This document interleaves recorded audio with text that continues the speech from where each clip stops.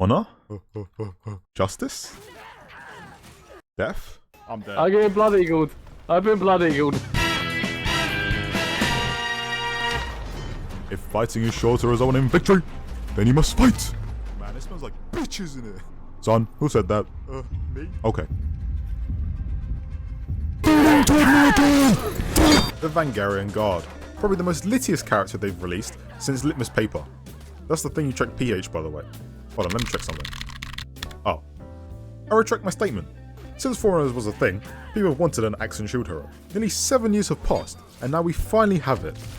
Now that's what I call a common UBW. Wait, when did this game come out? I'm old. Bro, what's Fortnite doing there for? Firstly, I want to thank Ubisoft for adding another brain-dead 50-50 spammer, because we totally didn't have enough of those in the game already. Now for the actual moveset. Firstly, let's start with one of the most unique abilities that barely any of the Foreigner cast has. The Shield Bash. Do I really need to explain this one? Next move. Unblockable Heavy. It procs on the second attack of her chain, and it's probably the bread and butter of our kit. Milliseconds after you throw it, you have two options. 1. Soft feint into guard break. You know, pretty safe move. Or 2. Balls to the wall.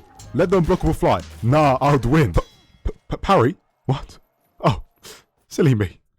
Settings. Nah, Larry, I want you to stay there and take it like a champ, okay? Let the unblockable fly and just big chunk out of their shoulder, which gets you into another 50-50 and puts you into the predicament of to headbutt or not to headbutt. Now, the headbutt is fast and will catch you lacking if you're not paying attention.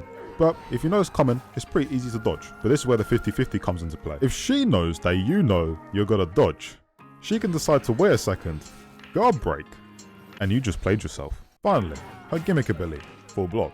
Now I want to mention, it's not the same as Conquerors or Warlords, it's the same as Aramushas, where it only lasts a second before going back to neutral. So if you mistime it or spam it, due to its long recovery, you will get punished. But this is where it gets interesting.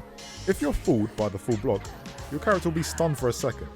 Now that sounds BS, because it is. In gangs, if you have 4 dudes railing you from all sides, I mean getting your back blown out from behind. 4 men slapping you silly. If it's timed correctly, all 4 of them can get stunned. Plus, they don't have to be locked onto you. As long as they hit the shield, stun. This makes her a good crowd control and staller character, so your team can hurry their asses and help you.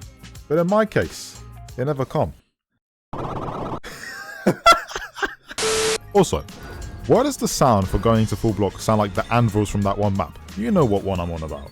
You think you can pull a fast one on me, Rudy? I'm in your goddamn walls. Nah, I'm just joking. I'm in your ceiling. Like the rest of Vangarian's kit, her feet make me go me.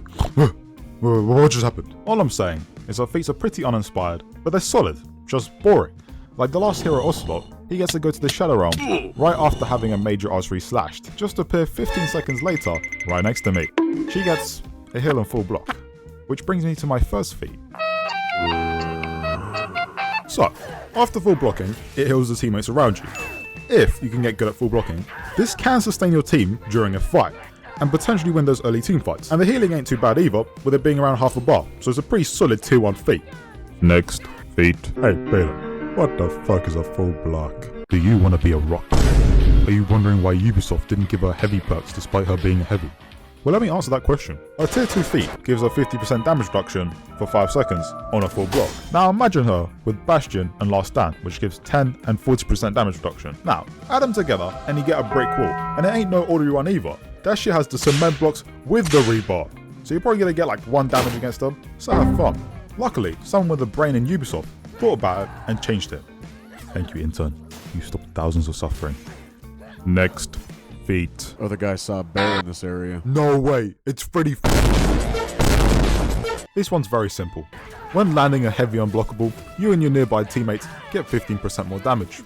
So you're telling me you got morale booster, nerfed it, made it proc on landing an unblockable heavy instead of activating it, and put it in the tier 3 slot. Bruh. Sadly, the last feat also suffers from being cannibalized by Ubisoft. It's just Doom Banner with that Highlander Spear feat, but it does look pretty cool, so I give you that one, Ubi. It's also really fast. For a tier 4 though, it only does 40 damage. but your defense is lowered if you're in the radius of the feat, so you're probably not making it out alive. Okay, that was all the unique feats done. Now, the drip. Her base design is honestly very cool. Like, the Ubisoft design team should be quite proud of themselves. Her shoulders though, are absolutely massive. And I'm starting to think the reason why she took 7 years to come out was due to her spamming lateral raises for 7 years. So that's why I've dubbed her Baldur's Gate 3. Boulders, as in rock hard. M for mummy. So, in conclusion, is the funny shouty woman any good? Yeah, she's a solid character. I'd say she's above average to quite strong if played correctly. She's got everything in her kit to be good in the game. Good mix-ups, good damage, good feats, overall, good shit. But I'm gonna go to bed if I play any longer. That's why she's still level 13 for me. So that's why I placed her in F tier. For fucking boring. Anyway, I'll see you beautiful bastards next time, where we try to survive a zombie apocalypse with the intelligence of an infant child. Bye bye.